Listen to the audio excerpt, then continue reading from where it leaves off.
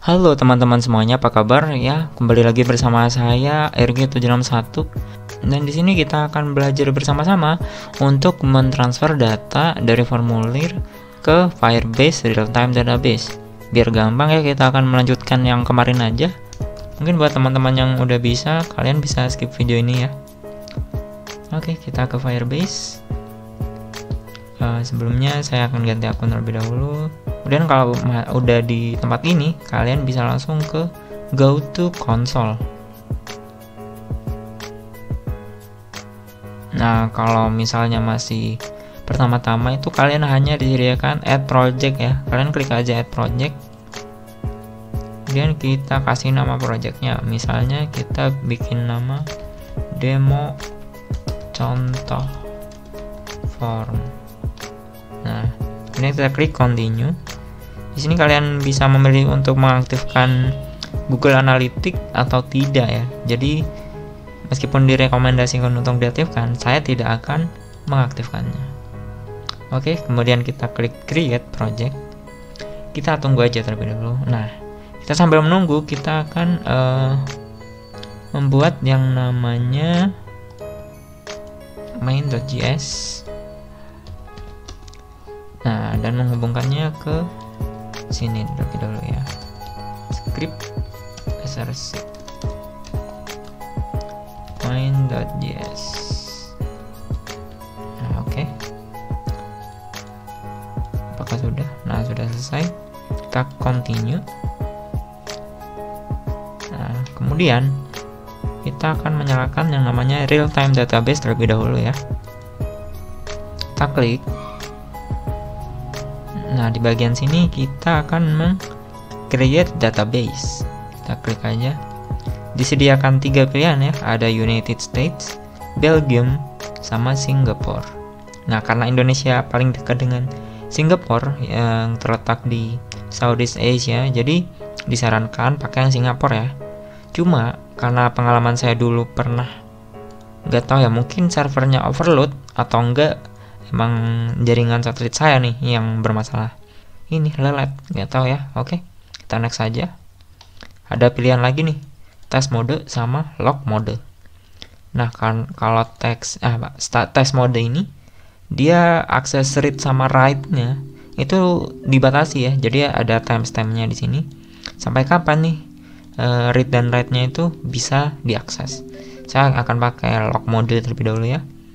Kita enable. Kita tunggu ya. Nah, kalau udah selesai kayak gini, kita akan mengatur rules-nya. Tadi kan rules-nya default dua-duanya ya, read sama write. Kita akan meng-true-kannya.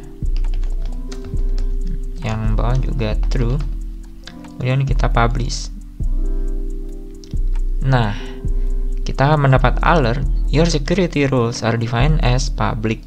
Nah, jadi sebenarnya ini nggak aman sama sekali ya kalau kita true, karena orang yang menggunakan konfigurasi kita nanti itu, meskipun orang siapapun yang pakai, dia akan bisa mengakses read sama write ke project kita. Oke, jadi kalau kalian mau yang lebih aman, di sini ada Firebase Rules Templates. Nah, kalian klik di sini aja. Di sini akan ada banyak template-template buat rules-nya Firebase ya. Nah, no security artinya waduh. Di sini read dan write-nya itu sama-sama true. Jadi nggak aman sama sekali ya. Seperti yang kita pakai di sini kan read sama write-nya true ya. Kemudian ada full security, dimana read sama write-nya false. Artinya nggak ada yang bisa mengakses read sama write-nya. Kemudian only authenticated user can access or write data. Jadi istilahnya yang menggunakan auth atau authentication kita, dia itu bisa nulis, bisa mengakses read dan write. Jadi yang nggak auth itu nggak bisa. Nah, kayak di sini auth bukan sama dengan null. Jadi yang terautentikasi tidak null, artinya autentikasi sama dengan bisa. Nah, gitulah. Kemudian di sini ada user authentication from a particular domain. Nah, di sini aturan read sama write-nya menggunakan akhiran email ya. Jadi misalnya di sini dicontohkan dimana yang menggunakan email berakhiran example.com. Nah, jadi contohnya pakai example.com ya. Itu yang bisa menulis dan membaca datanya. Contoh kita pakai @gmail.com. Nah, semua orang yang menggunakan @gmail.com itu akan bisa. Oke, kemudian di sini masih ada banyak juga ya ke bawah template-templatenya, kalian bisa baca-baca sendiri. Oke, kita lanjut. Nah, kita build app dulu ya webnya. Nah, di sini kita beri nama tadi demo apa tadi namanya, form contoh form. Nah, kita register app. Kalian juga bisa setup untuk Firebase hosting, tapi saya nggak mau setup dulu ya. Nah, di sini ada pilihannya npm install menggunakan Node.js ya, atau menggunakan script tag. Saya akan mencontohkan dulu deh. Di folder root kalian tinggal shift dan klik kanan bersamaan, kemudian kalian open command Windows here. Nah, kalian ketikkan saja di sini npm install Firebase atau npm Firebase gitu ya. Kalau menggunakan Visual Studio Code, kalian tinggal klik di keyboard Ctrl berbarengan dengan backtick. Backtick tuh di sebelah angka 1 ya. Kita klik Ctrl sama backticknya. Nah, dia otomatis akan membuka terminal. Kemudian kalian di sini menggunakan ini ya, npm install Firebase. Nah, ketikkan aja di sini npm install Firebase atau npm Firebase sama aja ya. Oke, saya tidak akan menggunakan ini, saya akan mencontohkan cara yang lebih gampang aja ya. Kita continue to console aja terlebih dahulu. Kemudian kita ke project setting. Nah, di sini kita akan disuguhkan dengan yang namanya config. Nah, kita akan pakai ini aja ya. Kita copy, salin, kita bikin baru di sini config.js, kita paste.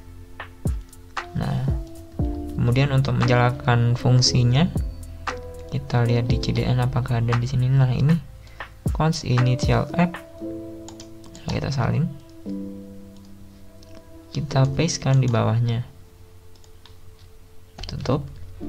Kemudian kita pakai firebase.initialapp.firebase config. Kalau udah kayak gini, sebelumnya kita harus mengimport yang namanya, sebentar, kita klik aja di get started ya. Nah, di sini ada beberapa cara ya. Yang pertama dengan npm install tadi. Nah, tapi saya akan menggunakan yang namanya ini, library. Kita klik di bagian see the available library packs. Nah, ada CDN, ada modul ya. Di sini saya akan pakai yang namanya hosting URL karena lebih mudah ya. Nah, di sini contohkan, nah ini akhirannya ya. Untuk ini core-nya atau base-nya itu menggunakan yang akhiran app.js. Kita import saja itu scriptiver. Nah, ini kita salin, kita pastekan di sini. Kita hapus divernya deh. Nah, saya downgrade sedikit ya, jadi ke 9. Oke. Kemudian di sini karena kita memakai real time database, ini ada real time. Nah, ini untuk real time database-nya, jadi berakhiran real database ya. Kita langsung ini aja, copy, kemudian kita paste. Nah, ganti yang belakang dengan database. Oke, udah kayak gini. Oh ya, kita belum menghubungkan config-nya ya, sorry. Script src itu config.js. Udah, kemudian kita beralih ke main.js ya. Karena ini udah kita setup semua, kita ke main.js. kita akan membuat variabel baru. Kita beri nama real time database db rdb dah, real time database sama dengan firebase.database. Oke, kayak gini. Kemudian kita akan membuat fungsi kirim pesan ini ya. Yang ini kita copy aja. Function paste bracket, kita bikin variabel dulu. Var itu ada ID-nya, nama, email, pesan. Oke. Var nama sama dengan document get element by ID nama. Nah, kemudian karena tadi ada email dan pesan juga, kita kopikan saja, kita paste di sini. Kita ganti namanya menjadi email dan yang bawah kita ganti menjadi pesan. Nah, kalau udah kayak gini, kita juga bikin gabungannya ya, gabungan. Kita bikin listnya. Yang pertama itu nama, itu adalah nama dot value. Kemudian di bawahnya email,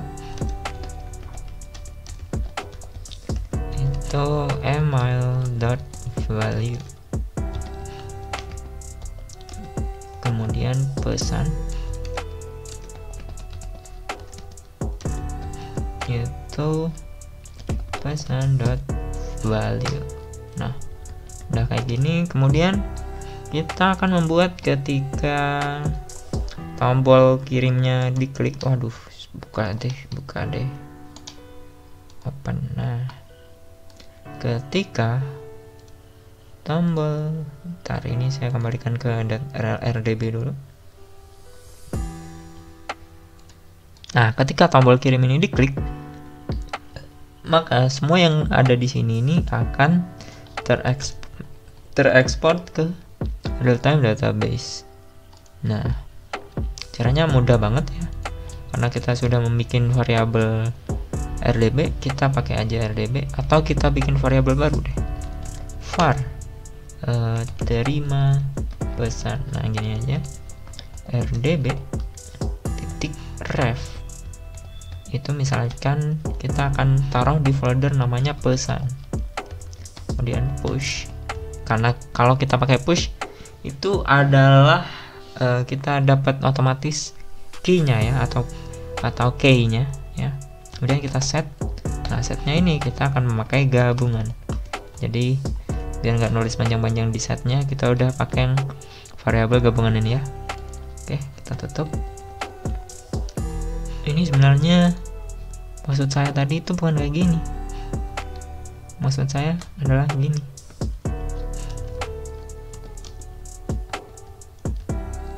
Terima pesan. Nah, gini maksud saya. Sorry. Tapi berhubung tadi udah nulis kan ya, udah kayak gini, ini mending dihapus aja deh. Karena kita langsung gini aja biar nggak kebanyakan ya. Udah kayak gini, berarti kita udah bisa nih kayaknya nih. Coba deh kita kasih nama kayak kemarin deh, udin@nyantui.id. pesannya, halo semua, nama saya Udin, saya adalah pria tangguh. Kemudian kita kirim.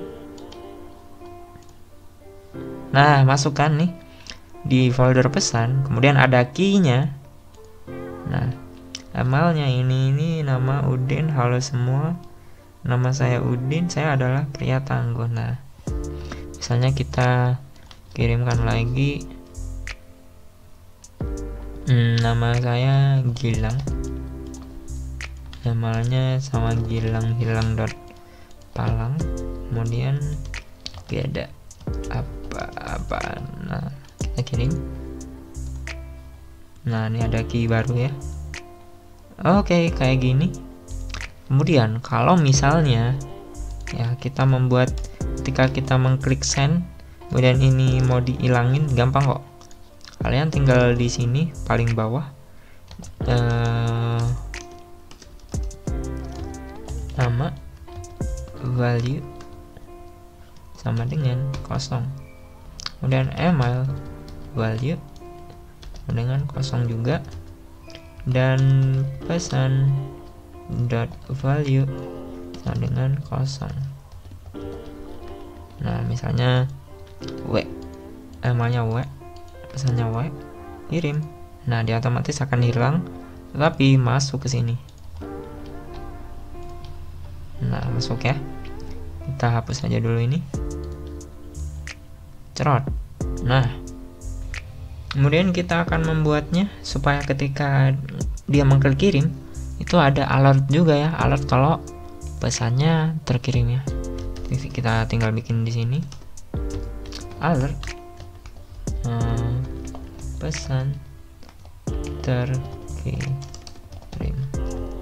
Tutup. Coba kita bikin lagi. Nih, ya udah dihapus ya. Kita kasih nama Rachel. Emailnya Rachel sama bel20@gmail.com. Pesannya, halo, selamat pagi. Nah, misalkan kirim. Nah, pesan terkirim. Oke. Nah, dia akan masuk ke sini. Kayak gini. Dan dia otomatis akan kosong lagi nih. Jadi kayak gitu ya. Oke, teman-teman semuanya, mungkin videonya sampai di sini terlebih dahulu, dan mungkin besok ya atau di video yang akan datang kita akan membuat login dan register user. Mungkin videonya sampai di sini terlebih dahulu. Semoga bermanfaat apa yang kita dapat di hari ini. See you.